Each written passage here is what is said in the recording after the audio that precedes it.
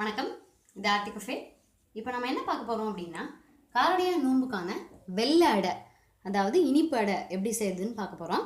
செய்ய தேவையான பொருட்கள் நான் எடுத்துக்கிட்டது 100 கிராம் அரிசி மாவு. நம்ம எதில் மெஷர் பண்ணுறோமோ, நான் எடுத்துகிட்டது 100 கிராம்ங்கிறனால வெல்லமும் நல்லா பொடிச்ச வெல்லம் டைட்லி பேக்கடு 100 கிராம். எதில் அளந்தோமோ, எந்த பாத்திரத்தில் நம்ம அளக்குறோமோ 1:1 தான். மாவு ஒரு பங்கு அப்படின்னா வெல்லமும் ஒரு பங்கு, தண்ணி 1.25 பங்கு எடுத்திருக்கேன்.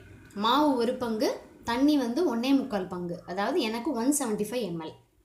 நெய் நம்ம ஃபுல்லாக நெய் தான், கிட்டத்தட்ட ஒரு 4 டீஸ்பூன் எடுத்து வச்சுருக்கேன்.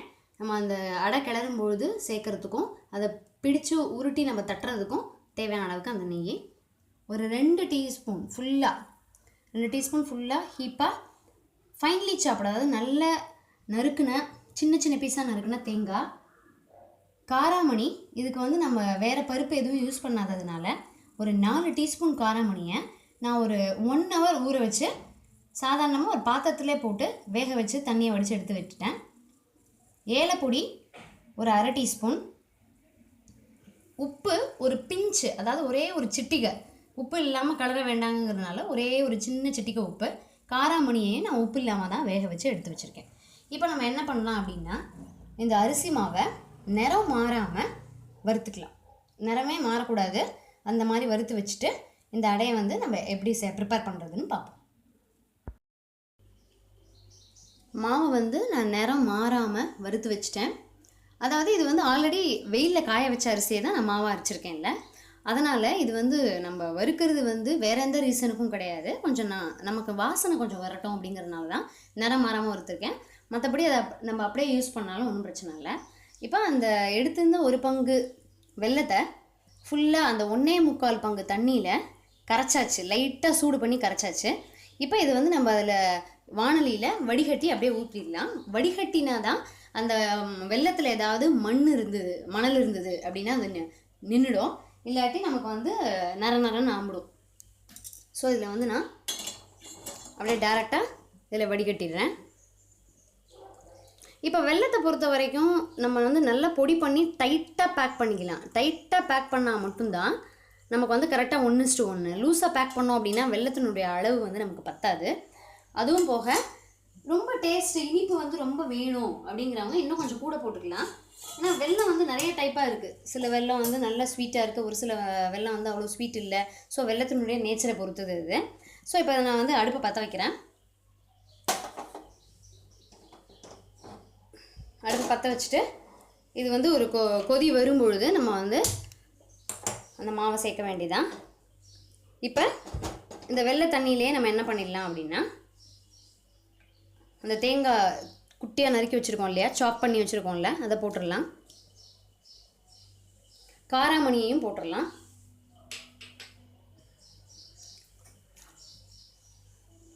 இந்த ஏலக்காய் தூள் அதையும் போட்டுடலாம். அந்த ஒரு சின்ன சிட்டிக்கை உப்பு, ஒரே ஒரு சிட்டிக்கை உப்பு அதையும் போட்டுடலாம். இப்போ இது ஒரு கொதி வந்துட்டோம். இப்போது நம்ம சில சமயம் மாவு கிளறும் பொழுது தண்ணியை முன்னமே நிறையா ஊற்றிட்டோம் அப்படின்னா எதுவுமே கொஞ்சம் பண்ணுறது கஷ்டம். இப்போ நான் எப்போயுமே யூஸ் பண்ணுற அரிசியில் தான் மாவு அரைச்சிருக்கேன். அதனால் எனக்கு இந்த அளவு தான் அது தண்ணி இழுக்கும் அப்படிங்கிறது எனக்கு கன்ஃபார்ம்டாக தெரியும். அதனால் நான் கரெக்டாக இந்த அளவுக்கு தண்ணி எடுத்து வச்சுக்கிறேன்.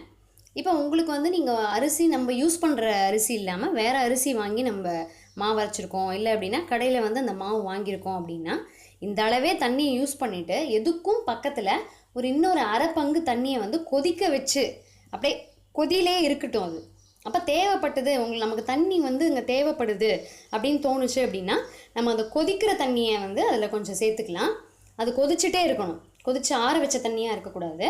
ஸோ இது வேறு நமக்கு அந்த அரிசியை பற்றி ஐடியா இல்லை, அந்த மாவு எவ்வளவு தண்ணி இழுக்கும் அப்படிங்கிற ஐடியா இல்லை அப்படிங்கும்பொழுது நம்ம இந்த மாதிரி பயன்படுத்திக்கலாம். முன்னமே நிறைய போட்டுட்டோம் அப்படின்னா கிளறும் பொழுது ரொம்ப சிரமமாக இருக்கும். அது கொஞ்சம் கம்மியாக இருந்ததுன்னா நம்ம வெளியிலேருந்து ஆட் பண்ணிக்கலாம். ஸோ இப்போ இது கொதிக்க ஆரம்பித்தாச்சு. இப்போ நான் ஆஸ் யூஷுவல் எப்பயும் போல் நான் மாவு கலரும் பொழுது கொஞ்சம் லைட்டாக நான் வந்து அடுப்பை ஆஃப் பண்ணிவிடுவேன். ஆஃப் பண்ணிவிட்டு தான் அந்த மாவை நான் வந்து சின்ன அப்படியே கொஞ்சம் கொஞ்சமாக தூவி தூவி கலருவேன். இப்போ நான் அடுப்பை வந்து ஆஃப் பண்ணிட்டேன். இப்போ இந்த மாவை தூவி தூவி இதில் கலர போகிறேன். கட்டி தட்டாமல் கலர்றதுக்கு நமக்கு ஈஸியாக இருக்கும். ரொம்ப பிகினர்ஸ்க்கு வந்து ரொம்ப ஈஸி இது. நல்ல பழக்கம் இருக்கிறவங்க நல்லா டக்கு டக்குன்னு அந்த கட்டி தட்டாமல் நான் உடனே கொதிக்கும் போதே போட்டு லோ ஃப்ளேமில் வச்சு கலருவாங்க. இப்போ அந்த வெல்லத்துக்கு வந்து கொஞ்சம் நான் வெள்ளை அடைக்கு இனிப்பு அடைக்கு வந்து கார அடையை விட கொஞ்சம் ஒரு 1/4 பங்கு தண்ணி கூட தான் எடுத்திருக்கேன். அது கொஞ்ச நாள் நம்ம வச்சு கலரும் பொழுது அந்த இனிப்போடு சேர்ந்து மாவு வேகிறதுக்கு கரெக்டாக இருக்கும். அதனால தான் அதை விட வந்து ஒரு 1/4 பங்கு தண்ணி அதிகம். எப்படி இருந்தாலும் புதுசாக கலரும் பொழுது அந்த மாவுக்கு நீங்கள் தயவு செய்து பக்கத்தில் கொஞ்சம் ஒரு 1/2 பங்கு தண்ணியை வந்து கொதிக்க வச்சுட்டே இருக்கிறது தான் சேஃப். இப்போ அதே மாதிரியே கொஞ்சம் கொஞ்சமாக எல்லா மாவையுமே சேர்த்து இதில் நம்ம கலரிடலாம். எல்லா மாவையும் சேர்த்ததுக்கப்புறமா நம்ம திருப்பி வந்து அடுப்பை ஆன் பண்ணிக்கலாம். ஸோ கொஞ்சம் கொஞ்சமாக நான் அதில் எல்லா மாவையும் சேர்த்துட்டு அடுப்பை ஆன் பண்ணுறேன். இப்போ நான் எல்லா மாவையும் அந்த மாதிரி போட்டு கலரிட்டு அடுப்பை லைட்டாக லோ ஃப்ளேமில் வச்சுட்டேன். எப்போயுமே மாவு கலரும்போது ஃப்ளேம் வந்து லோவாக இருக்கிறது தான் நமக்கு சேஃபு. ஹை ஃப்ளேம் வேண்டாம். இப்போ இதில் வந்து நம்ம நெய் இருக்குல்ல, பிடிச்சி நம்ம அந்த மாவை தட்டுறதுக்கு கொஞ்சமாக நெய் வச்சுட்டு பாக்கி எல்லாத்தையும் இதில் விட்டுறலாம். நம்ம நல்ல வாசனையாக சூப்பராக இருக்கும். இந்த அளவுக்கு நெய் விட்டு நம்ம வந்து அழகாக ஒட்டாமல் வர வரைக்கும் கலரலாம்.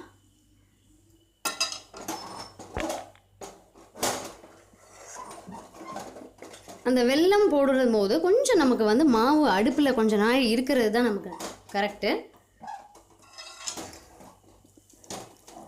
ஏன்னா அப்போ தான் நல்ல மாவு வந்து வெல்லத்தோடு சேர்ந்து நல்ல ஸ்வீட்டாக கிடைக்கும். நமக்கு நல்ல வாசனையாக நல்ல டேஸ்டியாக கிடைக்கும். அந்த நம்ம வெறும் மாவை கலரும் பொழுது நம்ம இவ்வளோ டைம் நம்ம தேவைப்படாது. பட் வெல்லத்தோடு சேர்ந்து கலரும் பொழுது நமக்கு இந்த டைம் வந்து ரொம்ப அவசியம். அதனால தான் அந்த 1/4 பங்கு தண்ணி நான் வந்து எக்ஸ்ட்ரா எடுத்திருக்கேன். அந்த உப்பு அடை கலரும்பொழுது நமக்கு டக்குன்னு மாவு வந்து பந்து மாதிரி உருண்டு வந்துடும். இப்போ நம்ம ஒரு 1/4 பங்கு தண்ணி எக்ஸ்ட்ரா எடுத்துருக்கிறதுனால இது வந்து கொஞ்சம் டைம் ஆகும் பந்து மாதிரி உருள்றதுக்கு. ரொம்ப நிறையா தண்ணி எடுத்துட்டோன்னா மாவு வந்து களி மாதிரி தட்டுறதுக்கு கொஞ்சம் அவஸ்தையாக இருக்கும். ஸோ அதனால் தண்ணியினுடைய அளவு வந்து ரொம்ப ரொம்ப முக்கியம். ஸோ நான் ஆல்ரெடி ஏற்கனவே சொன்ன மாதிரி எக்ஸ்ட்ரா தண்ணி வேணும்னா நம்ம வெளியிலேருந்து ஆட் பண்ணிக்கலாம்.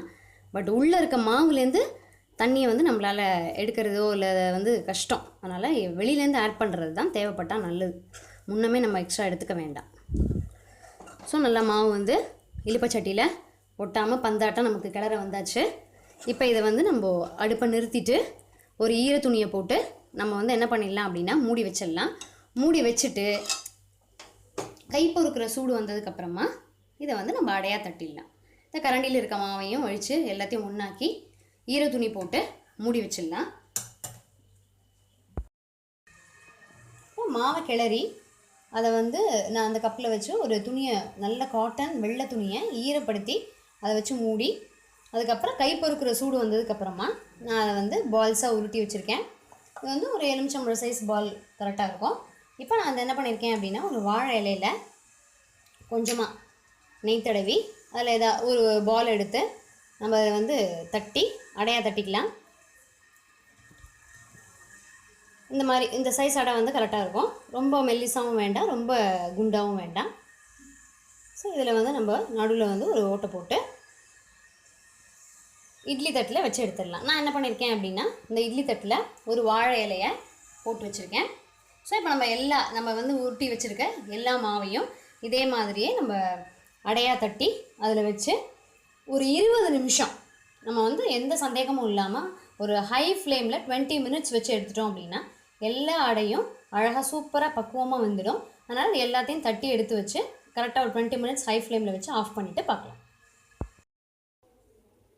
ஹை ஃப்ளேமில் வச்சு 20 மினிட்ஸ் ஆகிடுச்சு, நான் ஆஃப் பண்ணிட்டேன். இப்போ தரப்போம் பார்க்க அடை சூப்பராக அழகாக வெந்துச்சு. மினுமினுப்பு தெரியுது. அதனால் அடை வந்து சூப்பராக அழகாக வந்தாச்சு, ஒட்டலை. ஸோ அந்த மினுமினுப்பு வந்துட்டாலே அது வந்து வெந்துருச்சு அப்படின்னு தான் அர்த்தம். இப்போ நம்ம இதை எடுத்து நான் வந்து ஒரு தட்டில் வாழையில் போட்டு வச்சுருக்கேன். அதில் வந்து இதை நம்ம எடுத்து வச்சுருவோம். இதை நம்ம அப்படியே அதை கவுத்துடலாம்.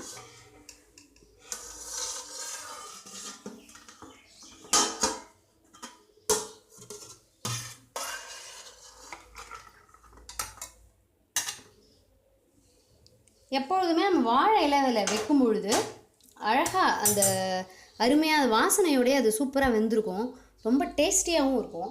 ஸோ இப்போ நான் அதை எடுத்துட்டேன் இலையிலேருந்து. பார்க்கவே ரொம்ப ரொம்ப டேஸ்டியாக சூப்பராக இருக்குது.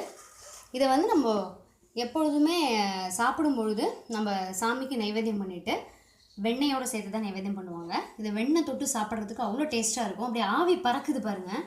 அந்த வாழை இலை சூடு, அந்த ஆவி பறக்கும் பொழுது வாழை இலையில் இருந்தது அப்படின்னா அந்த வாசனையும் சேர்ந்து அந்த வாழை இலையில் இருக்கக்கூடிய அந்த குளோரோஃபில் அப்படின்னு சொல்லக்கூடிய பச்சையம் அதுவும் சேர்ந்து நமக்கு ரொம்ப ரொம்ப சத்து நிறைந்தது. அதே மாதிரி இந்த சூடாக நம்ம எந்த வகையான கொழக்கட்டையாக இருந்தாலும் வாழை இலையில் வச்சு வேக வச்சோம் அப்படின்னா அதனுடைய டேஸ்ட்டும் தனி, அதனுடைய சத்தும் தனி. அதனால் மேக்ஸிமம் எவ்வளவு வாழை இலை பயன்படுத்த முடியுமோ அந்த அளவுக்கு பயன்படுத்திக்கலாம். ஸோ அருமையாக காரடையானுடைய அந்த வெள்ளை அடை இனிப்பு அடையும் ரெடி ஆகிடுச்சு. கண்டிப்பாக நீங்கள் வந்து இதை ட்ரை பண்ணி பாருங்கள். உங்களுக்கு இந்த வீடியோ பிடிச்சிருந்தது அப்படின்னா லைக் பண்ணுங்கள், உங்கள் ஃப்ரெண்ட்ஸ்க்கும் ரிலேட்டிவ்ஸ்க்கும் ஷேர் பண்ணுங்கள். அந்த காரடையா நோம்பினுடைய உப்பு அடை அதை வந்து நான் ஆல்ரெடி போஸ்ட் பண்ணியிருக்கேன். அதனுடைய லிங்க்கையும் இதில் வந்து நான் அந்த டிஸ்கிரிப்ஷனில் அந்த லிங்க்கை போட்டிருக்கேன். அதே மாதிரி அந்த அரிசி மாவு எப்படி ப்ரிப்பேர் பண்ணுறது அதனுடைய லிங்க்கையும் நான் அதில் அந்த டிஸ்கிரிப்ஷனில் போட்டிருக்கேன். நீங்கள் கண்டிப்பாக ரெஃபர் பண்ணிக்கோங்க. இதே மாதிரி இன்னும் நிறையா ரெசிபிஸ் பார்க்குறதுக்கு சேனலை சப்ஸ்கிரைப் பண்ணி வச்சுக்கோங்க. இன்னும் ஒரு அருமையான ரெசிபியோட உங்களை நெக்ஸ்ட் எபிசோடில் மீட் பண்ணுறேன். தேங்க்யூ.